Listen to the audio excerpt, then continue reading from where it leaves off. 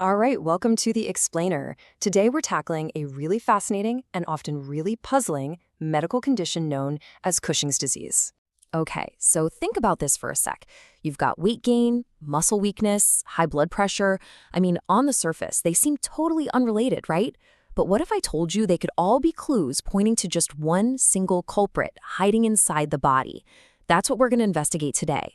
So we're really going to approach this like a medical mystery. All these different symptoms, they're not separate problems. They're actually a collection of clues that when you put them all together, they start to reveal a much, much bigger picture. And here it is, our prime suspect, Cushing's disease. So what is it exactly? Well, at its core, it's all about a hormone called cortisol. The body is just making way too much of it. And the reason why? It almost always comes down to a tiny, benign, so non-cancerous, tumor on the pituitary gland. And when we say rare, we mean rare. We're talking about an incidence of roughly 1 in 100,000 people per year.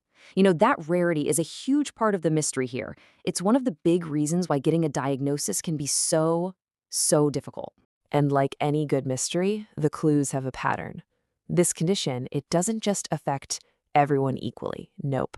It is way more common in women. We're talking a 3-to-1 ratio, and it usually shows up when people are in their 30s or 40. Okay, let's talk about the physical evidence, the stuff you can actually see. These are the classic telltale signs a doctor looks for. All that extra cortisol, it makes the body's fat move around in some really specific ways. You see a rounding of the face, they call it moon facies, and a fat pad on the upper back, sometimes called a buffalo hump. On top of that, the skin gets really fragile, leading to these wide purplish stretch marks and, bruising super easily. But hey, the clues aren't just on the surface. Internally, these super high cortisol levels are just wreaking havoc. They're literally breaking down muscle protein, which causes weakness, and they're weakening bones, which puts people at a much higher risk for fractures. And it doesn't stop there.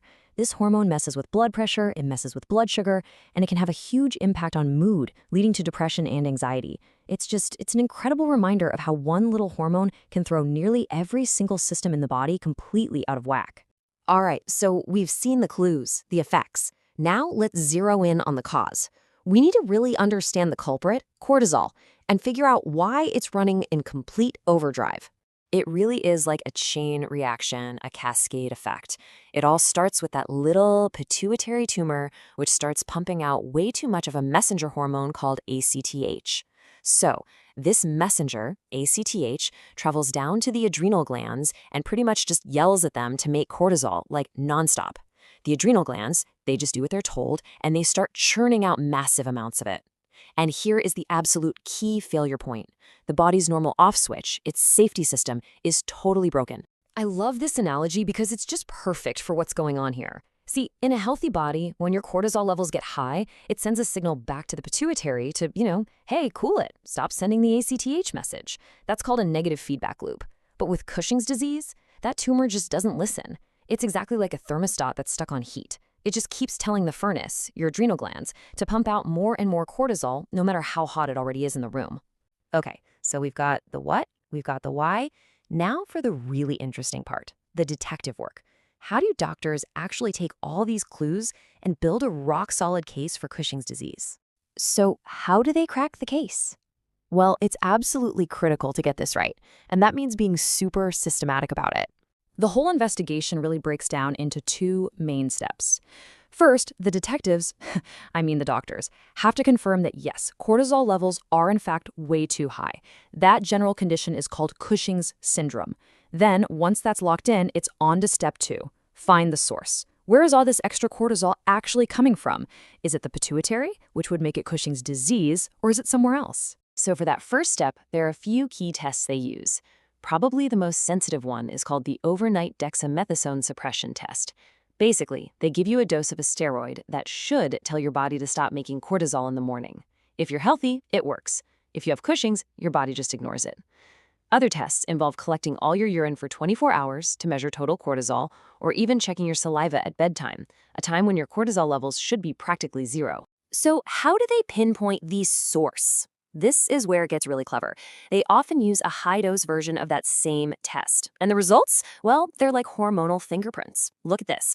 With Cushing's disease, that big dose is just enough to partially quiet down the pituitary tumor. So both cortisol and ACTH levels drop a bit.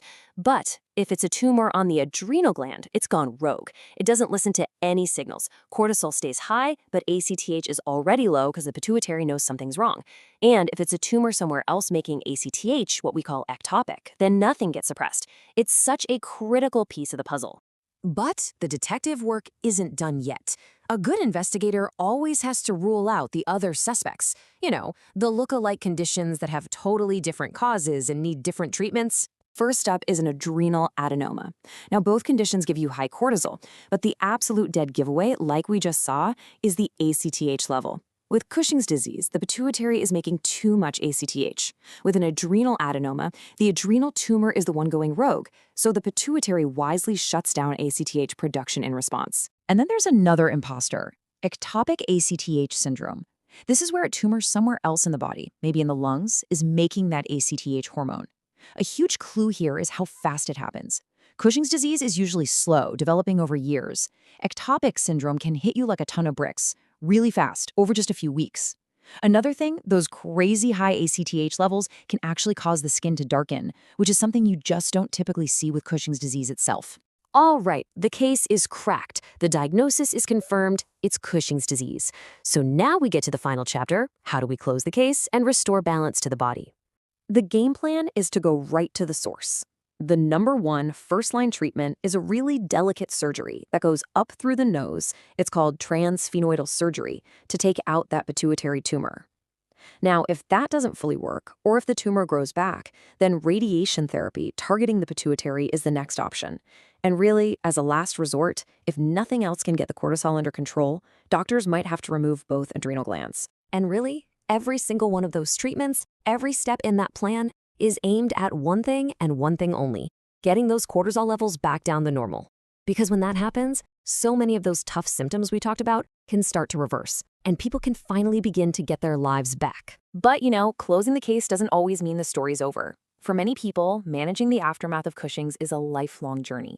For example, if both adrenal glands are removed, a person has to take replacement hormones for the rest of their life. And that can sometimes lead to a rare but pretty serious complication called Nelson syndrome, where that original pituitary tumor starts to grow really fast and, you guessed it, causes that skin hyperpigmentation we talked about. And that really brings us to the end of our explainer today.